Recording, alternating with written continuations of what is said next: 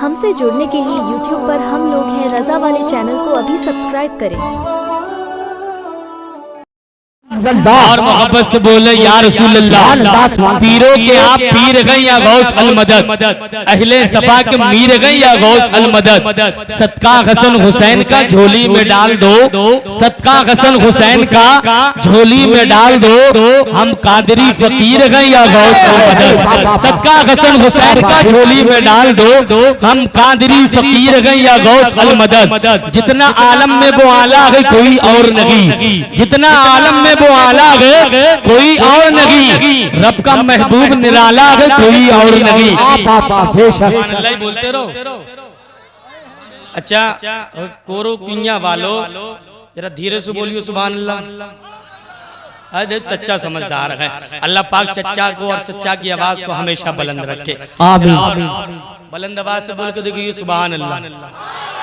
अल्लाह पाक की बारगाह में दुआ है तुम्हारी आवाज़ों को नजर ना लग जाए। आमीन। कहीं गला ना बैठ जाए, कल फिर कहीं भी और वही बोलना है क्या? बुलंद आवाज से बोलो या रसूल अल्लाह। मिजाजे वक्त का मौसम बदलने लगता है, अंधेरा काट के सूरज निकलने लगता है। मियाँ अजीब आप गए खामोश होके बैठे गए, नबी के नाम से पत्थर पिघलने लगता है। अपनी आवाज को हाथ को बुलंद करें, बुलंद आवाज से बोले सुभान अल्लाह और बुलंद आवाज से बोले या रसूल अल्लाह। ये आगे वाले इधर का महल्ला बहुत कमजोरी दिखा रखा है। बुलंद आवाज से बोले या रसूल अल्लाह।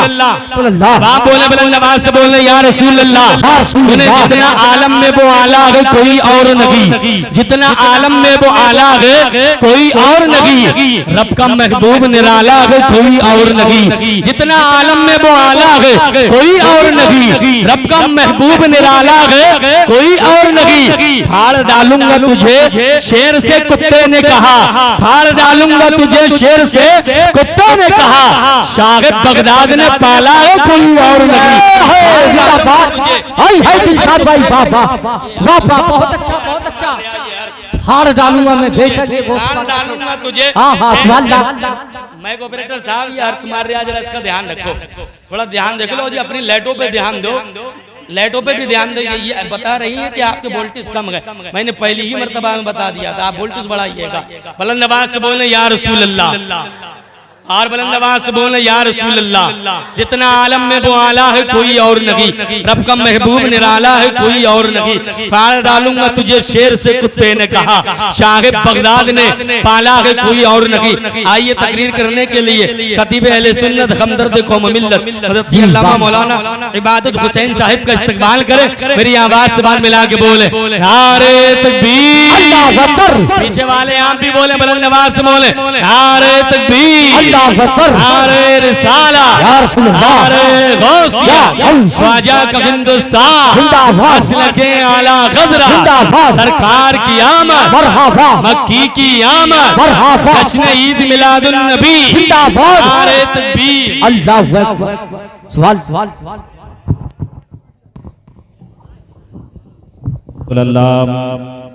हजरत अल्लामा अब्दुल हक साहिब क़िबला अशरफी वहीं पर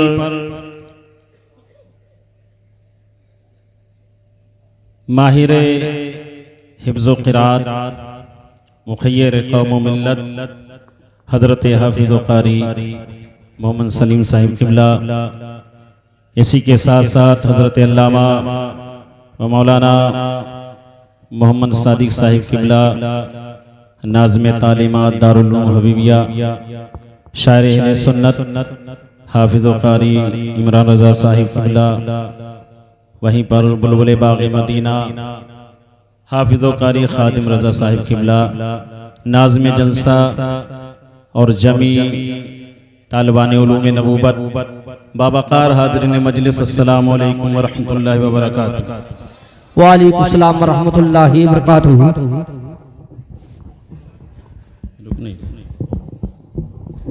नहमदु व नुसल्ली व नुसल्लिमु अला रसूलिहिल करीम, अम्मा बअद, फ़अऊज़ु बिल्लाहि मिनश शैतानिर रजीम, बिस्मिल्लाहिर रहमानिर रहीम। क़ाल अल्लाहु तबारक व तआला फ़िल क़ुरआन, कुन्तुम खैरा उम्मतिन उख़रिजत लिन्नास सदक़ल्लाहु मौलाना अज़ीम व सदक़ रसूलुहुन नबियुल अमीनुल करीम व नहनु अला ज़ालिका लमिनश शाहिदीन वश्शाकिरीन वल्हम्दुलिल्लाहि रब्बिल आलमीन। गौसे आज़म बमने बेसरो सामा मददे क़िबले दी मददे काबे मा मददे इंतज़ारे करमे तुस्त मने ऐनी रा है खुदा जुओ खुदा बीनो खुदा दा मददे बगिरदा बे वला उफ्तादा किश्ती ज़ईफ़ानो शिकस्ता रातु पुश्ती बहक़्क़े ख्वाजे उस्मान हारून मदद कुन या मुईनुद्दीन चिश्ती क़ादरी अमनारे या गौसे आज़मी ज़नम दमदा शेख अहमद रज़ा खां कुतुब आलमी ज़नम। आइए अक़ीदत व मोहब्बत के साथ बारगाह मुस्तफ़ा में हदिया दरूद व सलाम पेश करें। बाबा से बुलंद पढ़ें अल्लाह रब्ब मुहम्मदिन सल्लल्लाहु अलैहि वसल्लम नहनु इबादुल्लाह सल्लल्लाहु अलैहि वसल्लम सलातु व सलामुन अलैका या रसूलल्लाह सल्लल्लाहु तआला अलैहि वसल्लम। अज़ीज़ान मिल्लत इस्लामिया, आज का ये अज़ीमुश्शान पैगाम मुस्तफ़ा व इस्लाह मुआशरा जश्न ईद मिलादुन नबी सल्लल्लाहु अलैहि वसल्लम का मुक़द्दस और बरकतों वाला प्रोग्राम आप तमामी हजरात की काबिशें, मेहनतें और मोहब्बतों के साथ सजाया गया है, रचाया गया, बसाया गया है। जिन हजरात को इस प्रोग्राम में मदऊ किया गया, यकीनन वो तमामी मेहमान तशरीफ ला चुके हैं। बस थोड़ी देर के लिए आपके सामने हाजिर आया हूँ। बगैर किसी लंबी चौड़ी तौहीद के डायरेक्टली अपनी बात शुरू करता हूँ। नारे तकबीर, नारे रिसालत, नारे गौसियत, फैज़ाने हुजूर गौसे आज़म, फैज़ाने सुल्ताने गरीब नवाज, मसलके आला हज़रत, फैज़ाने सरकार ताजो शरियत, बस्ती बस्ती करिया करिया, इश्क मोहब्बत शायर इस्लाम जनाब नईम अख्तर साहब बरेली शरीफ, शायर इस्लाम नईम अख्तर साहब बरेली शरीफ, जश्न ईदुल मिलादुन नबी, जलसा नूरी, अजमत मुस्तफ़ा कॉन्फ्रेंस, नारे हैदरी। सुभान माशाअल्लाह, रौनक स्टेज हो चुके हैं। शायर अहले सुन्नत हजरत नईम अख्तर साहब किबला कुछ ही देर के बाद इनकी मुतरन्नम आवाज़ में आपको नातो मनकबत सुनने को मिलेगी। मैं अपनी गुफ्तगू शुरू करता हूँ। वो जो ना थे तो कुछ ना था, वो जो ना हो तो कुछ ना हो, जान है वो जहान की जान है तो जहान है। ये बहारें, ये रौनकें, ये सब उन्हीं के दम कदम से हैं।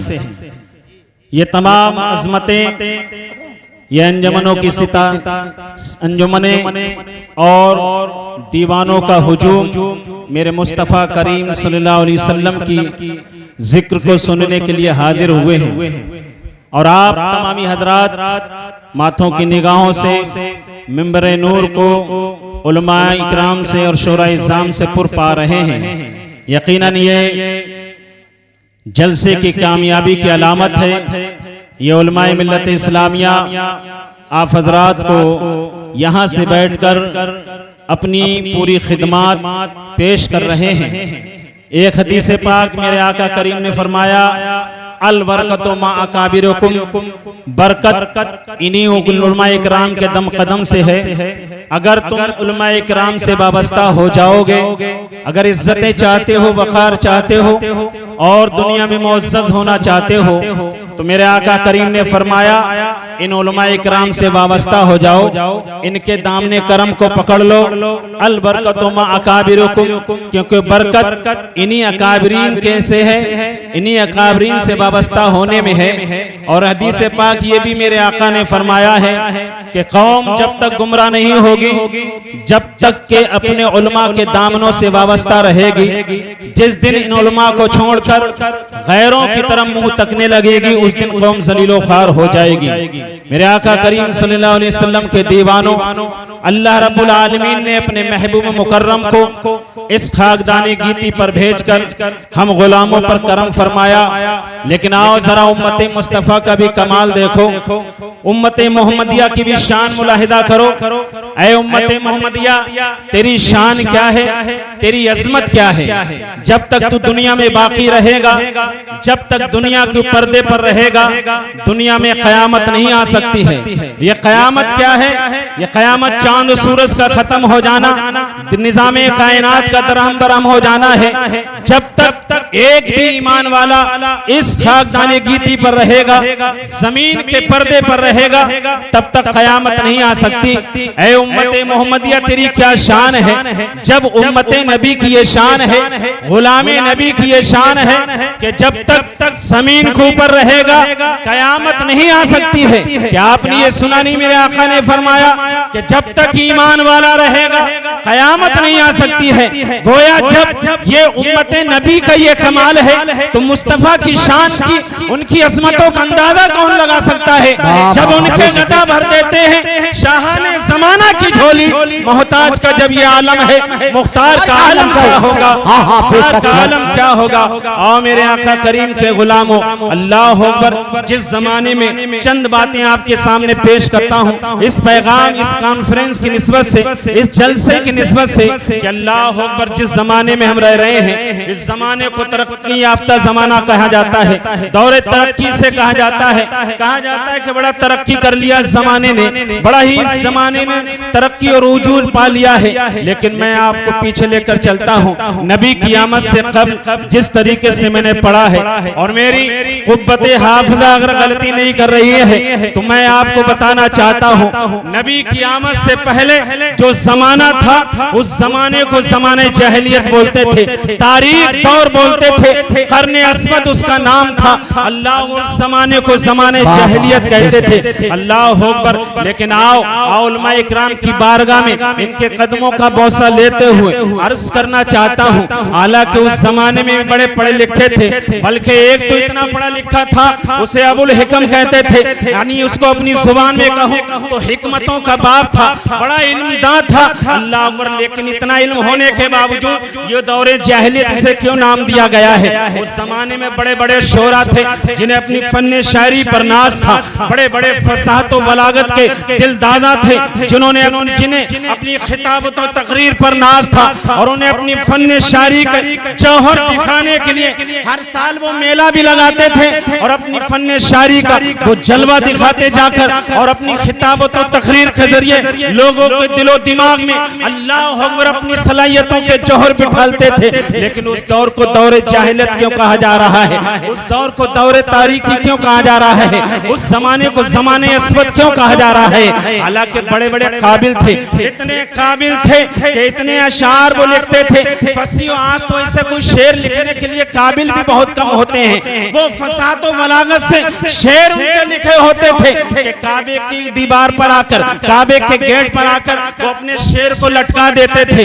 यहाँ तक कि अगर कोई दूसरा मुकाबिल में आता था, उससे बेहतर कोई शेर होता था, वो अपना शेर लटकाता था। यहाँ तक के दौर चलता रहा। इतने अशार हो गए, इतने अशार हो गए कि एक किताबी शक्ल दे दी गई जिसे सबाए मुअल्लका कहते हैं। ये उलमा इकराम जानते हैं, वो आज मदारिस के निसाब में दाखिल है, उसको तलबा इकराम पढ़ते हैं। उस सबाए मुअल्लका के लिखने वाले उस जमाने के लोग थे, फसाद व बलागत से उनकी गुफ्तगू होती थी, उस जमाने के लोग थे। अल्लाह अकबर। फिर दौरे जाहिलियत उससे क्यों कहा गया है? अल्लाह अकबर। आओ उलमा इकराम की बारगाह में जानू अदब तय करो, इनसे मालूम करो, हजरत जब इतने काबिल लोग थे तो जमाने जाहिलियत क्यों कहा जाता था? तारीख दौर क्यों कहा जाता था? उसे करने अस्वद का नाम क्यों दिया गया था? अल्लाह अकबर। ये बताएंगे। हाँ, ये हकीकत है। काबिल थे, बड़े फसीहो वलीग थे, शेरो शायरी में उनका कोई सानी नहीं था, अपने शेरो सुकन के जौहर बिखेरते थे, फसीहो वलीग शायर शायर कहते थे, लेकिन वो जाहिल इस बिना पर थे। अल्लाह अकबर। जो उनके अंदर जो एक जौहर होता है, एक जो जौहर होता है, एक जेवर होता है इंसानियत का, वो जेवर इंसानियत से खाली थे, उनके अंदर इंसानियत नहीं थी। क्या आपने नहीं देखा, इतने पढ़ने के बावजूद, इतने काबिल होने के बावजूद बेटियां अपनी पैदा होती थी, जिंदा दरगोर कर देते थे, इतने काबिल होने के बावजूद खाने काबा का नंगा तवाफ करते थे, इतने काबिल होने के बावजूद नमक और अल्लाह अकबर उसमें फर्क नहीं करते थे, नमक और काफूर में फर्क नहीं करते थे, इतने काबिल होने के बावजूद जहालत का ये आलम था। अगर उनके बाप की मनकूहा वो मुतल्लका हो जाए या बाप का इंतकाल हो जाए, तो सौतेली माँ से बदकारी करने में परहेज नहीं करते थे। वो इतने जाहिल थे कि बहनों के साथ बदकारी करते थे, सौतेली माँ से निकाह करते थे, इतने बदकार थे, इतने जाहिल थे। काबिल जरूर थे, लेकिन इंसानियत उनके अंदर नहीं थी, इंसानियत उनके अंदर मर चुकी थी। अल्लाह अकबर। उस दौरे जाहिलियत के अंदर ये काम होते थे।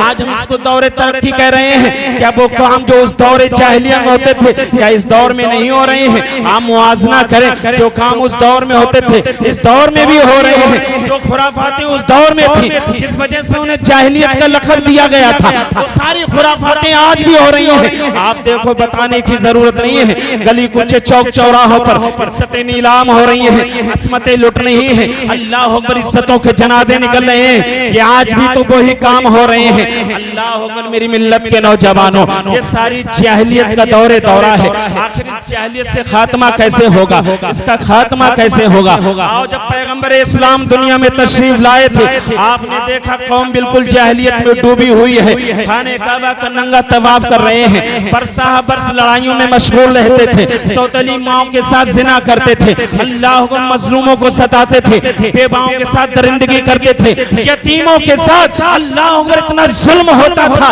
इतनी भटकी हुई कौम को मेरे नबी ने अल्लाह अकबर हर एक मौजू से नहीं समझाया है। अगर हर एक को समझाया जाता था, मुख्तलिफ मौजूओं की जरूरत पड़ती, बड़ा वक्त दरकार लगता। मेरे नबी ने सारी कम्युनिटी को बुलाया, सब बिगड़े हुए को बुलाया, अलग अलग बातें नहीं बताई हैं, सारी बिगड़ी हुई कौम को एक जगह पर जमा किया। मेरे करीम आका ने सिर्फ एक बात उनको बताई है। मेरे करीम आका ने उस भटकी हुई कौम को कुछ और नहीं दिया, बल्कि उनके हाथों में कुरान दे दिया, कुरान की तालीम दे दी। ज़माने ने देख लिया, जो कौम नंगे होकर तवाफ कर रही है, अब वही कौम सर झुकाकर कदमों को आहिस्ता उठाकर काबे का तवाफ कर रही है। ज़माने ने देख लिया है, जो काफूर नमक में फर्क नहीं कर रही थी, वही कौम नबी की अज़मतों पर कुर्बान हो रही है। और कौम ज़माने ने देख लिया है, जो कौम अल्लाह और बेटियों को जिंदा दफन करती थी, अब वही बेटियों को पालने के लिए नबी की बारगाह में इस्तिगासा करते हैं, या रसूलुल्लाह हम बेटी की परवरिश करेंगे,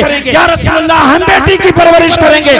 मेरे नबी ने उनसे जहालत को खत्म करने के लिए सिर्फ एक नुस्खा दिया है, और वो नुस्खा क्या है? तालीम है। कुरान का दर्स दे दिया, सारी भटकी हुई कौम को राह रास्त पे ला दिया। बेशक जिंदाबाद जिंदाबाद।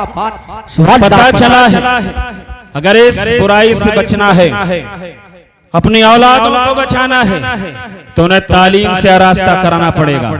और ये आपकी जो सोच है कि अगर उसे आलिम बनाएंगे तो ज्यादा से ज्यादा वो मस्जिद का इमाम बनेगा, उसे हाफिज बनाएंगे तो कहीं किसी मदरसे का मुदर्रिस बन जाएगा, उसे मुफ्ती बना देंगे तो वो किसी इफ्ता में दरसगाह में बैठकर फतवा नवैसी का काम करेगा। अगर आपकी ये सोच गलत है तो इस सोच को निकालो। आपसे ये किसने कह दिया है कि आप अपने बेटे को आलिम बनाओ तो सिर्फ मस्जिद के इमाम के लिए बनाओ? आपसे ये किसने कह दिया है कि आप हाफिज और कारी बनाओ तो सिर्फ उसको अल्लाह अकबर मदरसे में पढ़ने के लिए बनाओ? मैं कहता हूँ मेरी मिल्लत के जवानों, आप ये भी ना सोचो कि सिर्फ उसे आलिम या हाफिज बनाएं, उसे दीन दुनियावी तालीम ना दें, और ये भी ना सोचो सिर्फ दुनियावी तालीम दें और दीनी तालीम ना दें। जहाँ दुनियावी तालीम देकर उसे आप प्रोफेसर बना रहे हो, उसे इंजीनियर बना रहे हो, उसे डॉक्टर बना रहे हो, अल्लाह ICS IPS की ट्रेनिंग देकर उसे आला ओहदों पर फाइज कर रहे हो, वहीं पर तुम उसे आलिम बनाओ, वहीं पर खारी बनाओ। मैं यकीन से कहता हूँ उलमा इकराम के कदमों का बोसा लेकर बड़ी जिम्मेदारी से जुमला अर्ज करना चाहता हूँ। आज दुनिया अपने दिमागों पर फख्र करती है। मैं कहता हूँ जितना दिमाग अल्लाह ने तुमको दिया है किसी कौम को नहीं दिया है, जितना दिमाग तुमको दिया है किसी कौम को नहीं दिया है। अरे जो आलिम अल्लाह अकबर 17 लाख हदीसें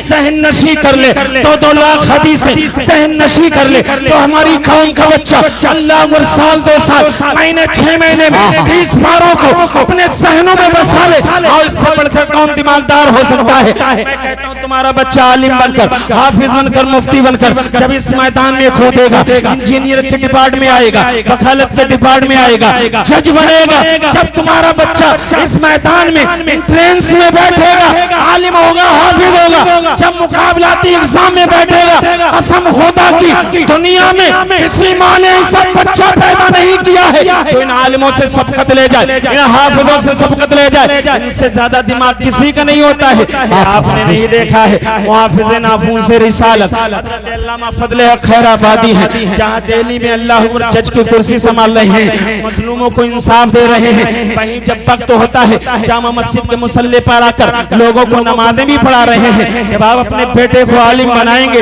अल्लाह अकबर कोई वकील बनेगा तो लोगों के साथ ना इंसाफी नहीं होगी। बेटे को हाफिज बनाकर उसे अल्लाह अकबर बैरिस्टर बनाएंगे तो मजलूमों के इंसाफ के लिए लड़ाई लड़ेगा। जहाँ अपने बेटे को मुफ्ती बनाकर अल्लाह अकबर उसे IAS या IPS बनाकर आला ओहदे पर कायम कर दोगे, यकीनन दुनिया से मजलूमियत का खात्मा हो जाएगा। अल्लाह अकबर। आओ, आपने नहीं देखा है इमाम आदम अबू हनीफा रदी अल्लाह ताला अन्हु, उनकी बारगाह में एक बूढ़ी बच्चे को लेकर आती है। खूबसूरत बच्चा है उसका, बड़ा हसीन और जमील बच्चा है और हसन जमाल में यकता बच्चा है। आती है और लाने के बाद इमाम आदम अबू हनीफा रदी अल्लाह ताला अन्हु की बारगाह में बूढ़ी माँ अर्ज करती है, इमाम हेलो शेख, हेलो इसको सही कर दो भैया। दरूद पाक पढ़े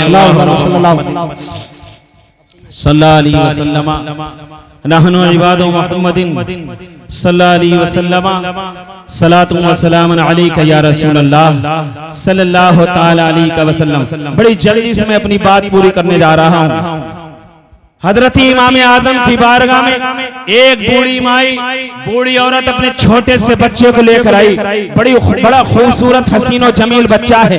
आकर कहने लगी, इमाम मैं अपने बेटे को आलिम बनाना चाहती हूँ। और आप ये जानते हैं वो हसीन और जमील था। इमाम पाक ने आगे की बातें सोची कि ऐसे में लोग फितने में पड़ जाते हैं, आपने कहा कैसे इसको मना किया जाए। आपने एक तरकीब सोची और कहा, बूढ़ी माई हमारे मदरसे का रूल है, हमारे मदरसे का कानून है कि बच्चा जब तक हाफिज नहीं होता है हम उसका एडमिशन नहीं लेते हैं, उसका दाखिला नहीं लेते हैं। ऐसा करो पहले बच्चे को हाफिज बना लो, उसके बाद एडमिशन कराना। इमाम का ख्याल था जब बच्चा हिफ्ज करेगा 2-3 साल लग जाएंगे, चेहरे पर दाढ़ी आ जाएगी, फितने का अंदेशा नहीं रहेगा।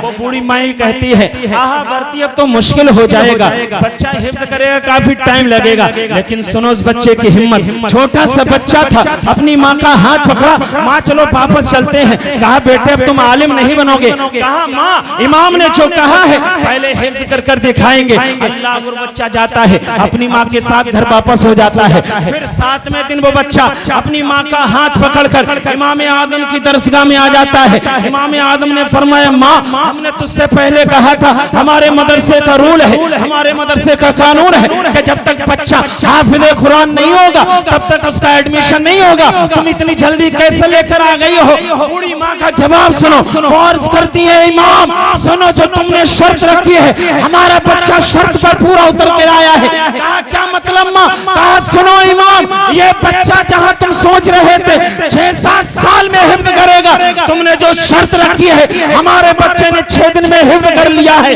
और ये 6 दिन में हाफिज बनकर इमाम आदम के मदरसे में दाखिला लेने वाला कोई और नहीं है, बल्कि यही वो बच्चा है जो आगे चलकर इमाम मोहम्मद कहलाता है, जिसने हदीस के ऊपर इतनी जामे किताब को लिख दिया है, जो मदरसे के निसाब में दाखिल है, जिसे हम इमाम मोहम्मद कहते हैं। अल्लाह अकबर। बताओ इनके सहनों का कौन मुकाबला कर सकता है? हमारे सहनों का कौन मुकाबला कर सकता है? जहाँ अपने बच्चों को तुम डॉक्टर बना रहे हो, वहीं पर आलिम भी तो बनाओ ताकि वो नाजायज किसी से फीस ना ले। जहाँ अपने बच्चों को वकील बना रहे हो, तो वहीं पर उसे मुफ्ती भी तो बनाओ, शरीयत का इतना इल्म भी तो दे दो ताकि वो नाजायज किसी से पैसे वसूल ना करे, गरीबों का खून न चूसे। जहाँ अपने बच्चे को किसी पुलिस महकमे में दाखिल कर रहे हो, तो हाफिज और कारी बनाकर भी तो भेजो, अल्लाह अकबर, ताकि वो मजलूमों के साथ इंसाफ करे।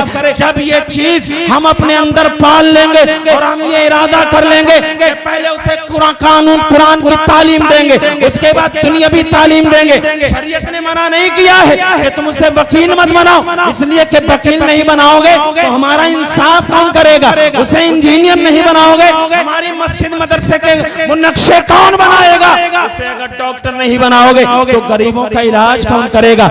लेकिन सुनो, दुनिया के मसाइल हल करने के लिए हमारे पास जब डॉक्टर होंगे, इंजीनियर होंगे, IPS होंगे, अल्लाह अकबर, दुनिया वालों के मोहताज नहीं होंगे। दीनी मसले में कोई पेचीदगी आएगी तो वो दीनी मसला भी समझा लेगा। अल्लाह अकबर। मिली मिल्लत के नौजवानों, हमारी कौम में तो ऐसे ऐसे जियाले आए हैं, ऐसे ऐसे मतवाले आए हैं, हमारी कौम के दिमागों से अल्लाह वो कोई आला नहीं हो सकता है। हमारी कौम में तो ऐसे ऐसे आए हैं जहाँ पर अल्लाह अकबर पैदा होते ही 15 पारों के हाफिज हैं, कहीं पैदा होते 17 पारों के हाफिज हैं, कहीं बरेली का ताजदार 30 घंटे में कुरान को हिफ्ज कर लेता है। लोग कहते हैं 1 महीने में हिफ्ज किया है, मैं कहता हूँ 30 घंटे में हिफ्ज किया है, इसलिए कि इमाम अहले सुन्नत इमाम अहमद रज़ा खान फादिल बरेलवी का मशगला ये था, मगरिब से इशा तक आपको पढ़ के कुरान सुनाया जाता था, उसी 1 घंटे में आप सुनते थे, मुसल्ले पे एक पारा पढ़कर सुना देते थे, तो 30 घंटे में कुरान को हिफ्ज कर लिया। ऐसे ऐसे जियाले हमारी कौम में गुजरे हैं। बस आखिरी चीज, आखिरी बात, आखिरी पैगाम, अच्छा लगे तो कबूल कर लेना, और जरूरत है अल्लाह अकबर अपने बच्चे को, जब आप अपने बच्चे को आलिम बनाएंगे, हाफिज बनाएंगे, कारी बनाएंगे, अपने बेटों को दीनी इल्म देंगे, उसके बाद अल्लाह अकबर दुनियावी इल्म देंगे। आप फिर इलाके के रिजल्ट पर नजर रखो, इलाके के रिजल्ट को देखो, इलाके के रिजल्ट को देखो। अगर हमारी कौम का बच्चा 90+ नंबर ला रहा है, आप फौरन जाओ उसके मकान पर, जो सरमायाकार है, कमेटी वाले हैं, जो पैसे वाले हैं, उसके दरवाजे पर जाओ, उसके बाप से कहो, ऐ मेरे भाई तेरा बच्चा पढ़ने में अच्छा है, अगर पढ़ सकता है तो, अगर इसे पढ़ा सकते हो तो पढ़ा लो, लेकिन हिम्मत मत हारो। अगर तुम नहीं पढ़ा सकते हो तो आज से तुम्हारे बच्चे को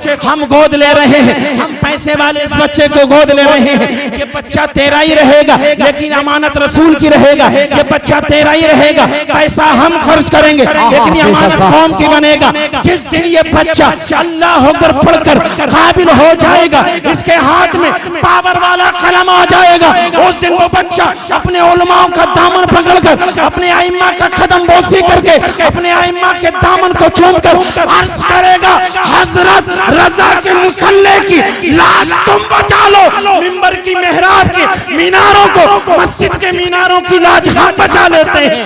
अल्लाह अकबर। इसलिए नारे तकबीर, नारे रिसालत, नारे हैसियत, जश्न ईद मिलादुन नबी, सरकार की आमद, आका की आमद, बक्की की आमद, मसलके आला हजरत, फैज़ाने हुजूर गौसे आजम, नारे हैदरी। जब उसमें पावर होगा तो यही कहेगा, हजरत मसलके आला हजरत के मुसल्ले की लाश तुम बचाओ, और मस्जिद के मीनारे की इज्जत हम बचाएंगे। बचाएगा कब? जब पावर होगा। तो जहां हम दुनियावी तालीम खूब देते हैं अपने बच्चों को, देना चाहिए, लेकिन साथ साथ दीन का इल्म होना भी जरूरी है, ताकि ना दीनी मामले में वो किसी से पिछड़े, न दुनियावी मामले में किसी का मोहताज होकर रहे। बस इन्हीं चंद जुमलों के साथ मैं अपनी गुफ्तगू खत्म करता हूँ। रब की बारगाह में दुआ करता हूँ, मौला इस मुख्तसर से वक्त में हमने जो कुछ बयां किया, इसमें अगर सबकत क़त्ते लिसानी से लफ्ज़न या मफ़हूमन कोई गलती हुई हो तो अपने हबीब के सदक़े मुझसे माफ़ फरमाए। या रब्बल आलमीन जितने भी पैगाम मुस्तफ़ा में तशरीफ़ लाए हैं या रब्बल आलमीन सबको हिफ्ज़ व अमान अता फरमाए। बिलखुसूस मौला रब्बुल आलमीन जो इस वक्त ये वबा और महामारी फैली हुई मौला महबूब पाक के सदक़े में उस वबाई अमराज से हम सबको महफूज व मामून फरमाए। अस्तगफिरुल्लाह रब्बी मिन कुल्लि ज़ंबिन व अतूबु इलैहि। कलमे तैयबा पढ़ें ला इलाहा इल्लल्लाहु मुहम्मदुर रसूलुल्लाह सल्लल्लाहु तआला अलैहि वसल्लम।